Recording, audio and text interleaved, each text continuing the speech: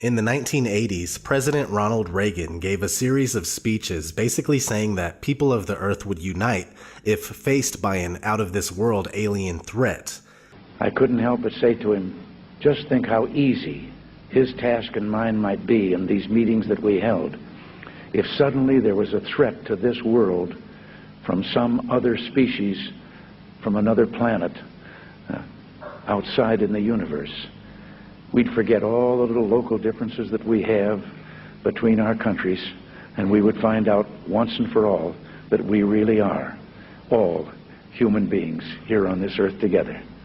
Perhaps we need some outside universal threat to make us recognize this common bound.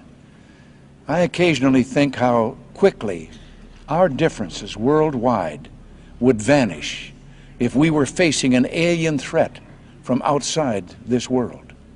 At the time, nobody knew exactly what he meant, but they thought that he meant well. It wasn't until the 1990s when George H.W. Bush started to push the New World Order to the public that people began to understand the unity that Ronald Reagan spoke about.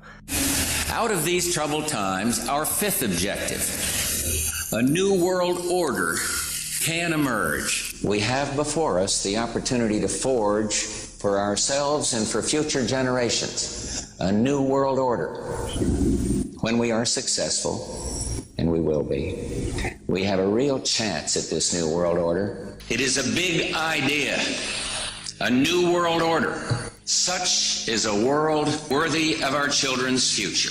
A world in which there is the very real prospect of a new world order. And that's why I wanted to speak to you today about the new world taking shape around us, about the prospects for a new world order now within our reach. I'll be talking in some detail about the possibility of a new world order, the quest for the new world order. New world order. The new world order really is a tool for addressing a new world of possibilities. It wasn't exactly the kind of unity that would benefit the masses, but the elite, as they would have us united under the control of a one-world government, a one-world religion, a one-world everything.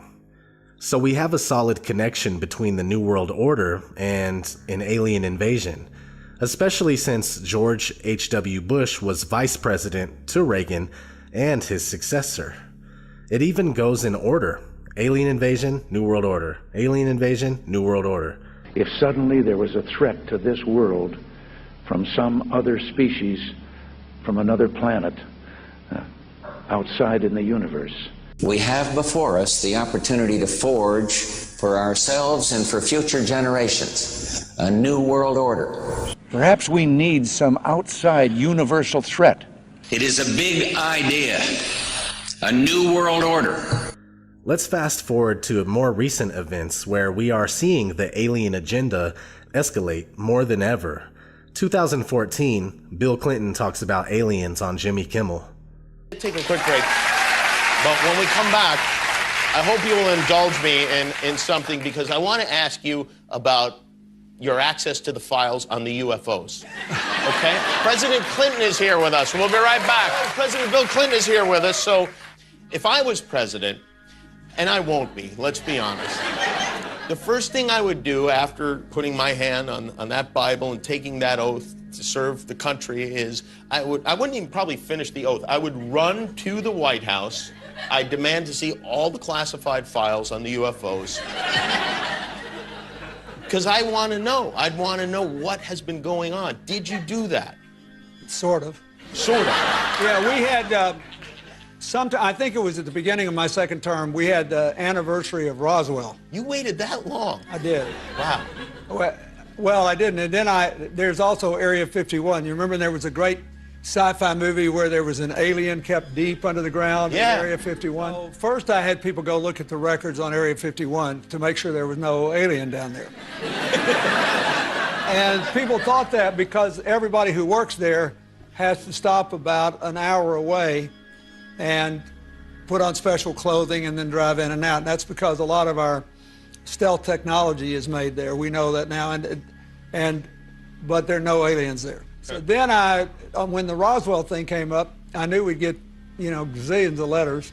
So I had all the Roswell papers reviewed. everything. Well, I think, look, what do we know? We know now we live in an ever-expanding universe. We know that there are billions of stars and planets literally out there, and the universe is getting bigger. We know from our fancy telescopes that just in the last 2 years, more than 20 planets have been identified outside our solar system that seem to be far enough away from their suns and dense enough that they might be able to support some form of life. So it makes it increasingly less likely that they might be able to support some form of life. So it makes it increasingly less likely that we're alone. Oh, you're trying to give me a hint that there are aliens. No, I'm trying to tell you I don't know. Oh, you're trying to give me a hint that there are aliens. No, I'm trying to tell you I don't know. Oh. But if we were visited someday, I wouldn't be surprised. I just hope that it's not like Independence Day. Yeah, right. That it's a conflict. Well, now we have friendly Maybe the only way to unite this incredibly divided world of ours. They're out there. We better think of how all the differences among people on Earth would seem small if we felt threatened by a space invader. That's the whole theory of independence. You're right. Everybody gets together and makes nice and, Perhaps we need some outside universal threat. 2015, Barack Obama talks about aliens on Jimmy Kimmel. This is something I feel like, if I was the president, and it's unlikely that that is ever going to happen. You never know. If I was the president... It was unlikely that I was going to be president. The moment I was inaugurated, my hand would just, it'd still be hot from touching the Bible, and I would immediately race to wherever they have the files about Area 51 and the UFOs, and I'd go through everything to find out what happened. Right. Did you do that? That's why you will not be president. Because that's the first thing that you would do. It's at The aliens won't let it happen. You reveal all their secrets. They exercise strict control over us. Now, there are a lot of people that are going to examine your facial expressions here, every twitch, everything, and say, and of course, so did you look? Did you see? Did you explore? I can't reveal anything. Oh, really? Because President Clinton said he did go right in, and he did check, and there was nothing. Well, that's what we're instructed to say. All right. 2016, Hillary Clinton talks about aliens on Jimmy Kimmel. When we had your husband, President Clinton, on this show, he said, I asked him about UFOs and Area 51, and if he looked in, because if I was president, that's the first thing I do. I go right into those files and see what was going on. Right. And he said that he did do that. Yes. And that he didn't find anything. Well, I'm gonna do it again. Yeah, why not? Right? And there's a new name. It's unexplained aerial phenomenon. Unexplained aerial phenomenon, Yep, really? Yep, UAP. That's the latest nomenclature. I like the old one. I like UFO. I don't know why. Well, I think we can use them interchangeably, but I would like us to go into those files and hopefully make as much of that public as possible. If there's nothing there, let's tell people there's nothing there. What if there is something there? Well, if there is something there, unless it's a threat to national security, I think we ought to share it with the public. Well, what if everybody's all hopped up on medical marijuana and everybody gets paranoid? I would love it. That's why I want more research. If you share it with me, I'll decide what is the best course of action. I really have my ear to the ground. Well, I'm more than happy to do that. In my line of work, you got to keep repeating things over and over and over again for the truth to sink in, to kind of catapult the propaganda.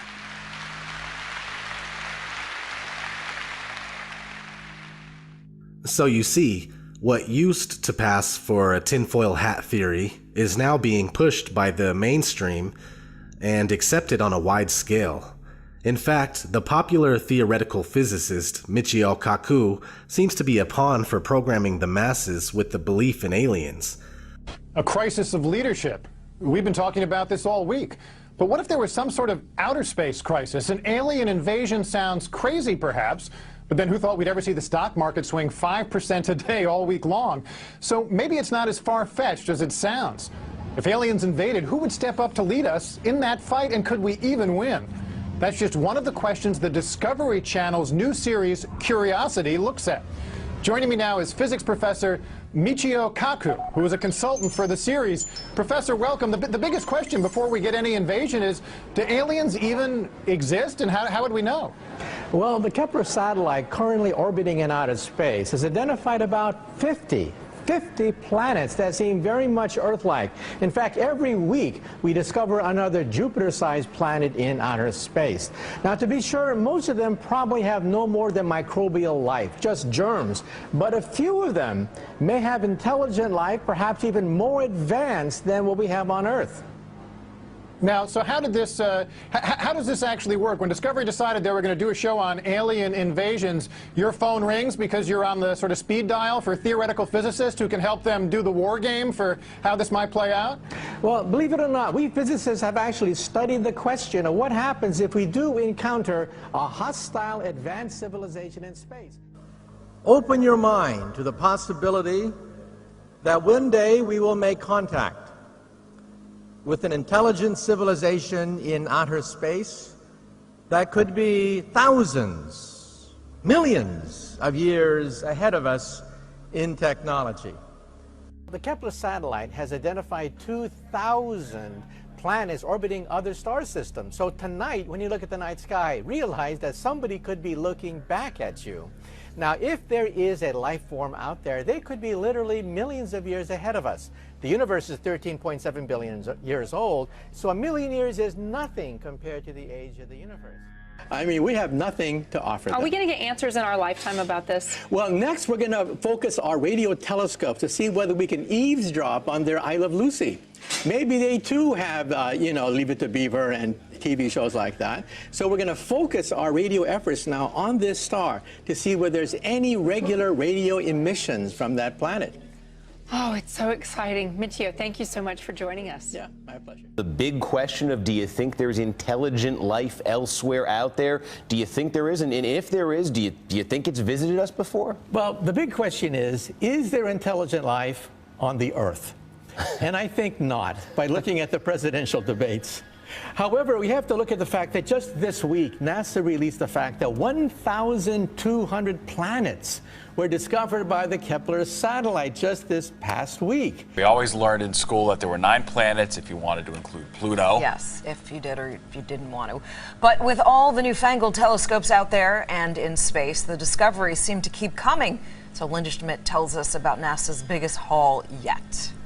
NASA's Kepler Space Telescope has made a groundbreaking discovery: 1,284 new planets. This NASA animation shows that it is the single largest collection of planets that have ever been found. I think it's really exciting to find that when you look up in the stars, at the stars at night, many of those stars have planets just like our solar system. And now we know that for sure. And so we now know that perhaps there are 1 billion Earth-like planets in our backyard, the Milky Way galaxy. Go out tonight and have an existential shock, looking at the night sky, realizing that there are probably 1 billion planets that are Earth-like. I think I only had to memorize 8 of them in school. I think I got off easy. Right. And to think that we're the only game in town, I think, is kind of presumptuous. But that question, though, the idea that there is intelligent life and it's been here, do you think we've been visited by extraterrestrial intelligent life? First of all, I think they're out there, okay? To kind of catapult the propaganda. Whenever a mainstream scientist says anything about anything, there are millions upon millions of people willing to form their belief system around the statements of that scientist. So here we are in 2016, and when you look at any online poll as to whether aliens exist or not, the belief in aliens always wins by more than half. So we have passed the tipping point for critical mass, which perfectly sets the stage for a Project Bluebeam fake alien invasion. Even though what we call outer space is not what we think it is, and we have never been to the moon or past low Earth orbit for that matter, NASA admits this on numerous occasions while you're not even paying attention. NASA's next spacecraft, already being built and tested across America, will do those things and more. This is the spacecraft that's going to take humans to explore the solar system. It's the next big step for NASA in exploration. Called the Orion Multipurpose Crew Vehicle, or MPCV, this next-generation spacecraft will enable America to explore beyond low Earth orbit. As we get further away from Earth, we'll pass through the Van Allen belts, an area of dangerous radiation. But Orion has protection. Shielding will be put to the test as the vehicle cuts through the waves of radiation. Sensors aboard will record radiation levels for scientists to study. We must solve these challenges before we send people through this region of space. The plan that NASA has is to build a rocket called SLS, which is a heavy lift rocket. It's something that is much bigger than what we have today, and it will be able to launch the Orion capsule with humans on board, as well as landers or other components to destinations beyond Earth orbit. Right now, we only can fly in Earth orbit. That's the farthest that we can go. And this new system that we're building is going to allow us to go beyond and hopefully take humans into the solar system to explore. So the moon, Mars, asteroids, there's a lot of destinations that we could go to, and we're building these building block components in order to allow us to do that eventually. So this leads me to flat Earth, and why, if we knew the Earth is flat and enclosed by an impenetrable barrier, Project Bluebeam would not work. If we all understood the truth about where we live, most likely the belief in aliens would be very rare. But since they lie to us and would have us believe that there are billions of galaxies and billions of other planets, the belief in intelligent extraterrestrial life becomes the norm. Not only that though, outer space and alien programming have been underway for quite some time. From a trip to the moon in 1901 to 10 Cloverfield Lane in 2016, the Tavistock Institute and Hollywood have been hard at work trying to introduce the masses to new ideas and manufacture our opinions. They've done a great job. We went from knowing that aliens don't exist to believing in aliens 100% without a shred of evidence. UFOs, on the other hand, are very real, unidentified flying objects. But all it is suppressed top-secret government and military technology. They will utilize these top-secret crafts to trick us into believing in an alien threat. They will also use holographic projections and something like the silent subliminal presentation system that can beam voices into our heads, which has already been patented for years now. Look it up. While you're at it, look at hologram technology that's already been used to show Michael Jackson on stage and even Tupac performing as well. One last note, pay attention to the timing of alien programming. For instance, Hillary, our next president, talking about aliens on talk shows and promising to disclose classified information about extraterrestrials when in office, and the release of Independence Day 2. The timing of these things says a lot in itself. This has been ODD TV. Thanks for watching. Check out my video on my vlog channel about Project Bluebeam for further insight.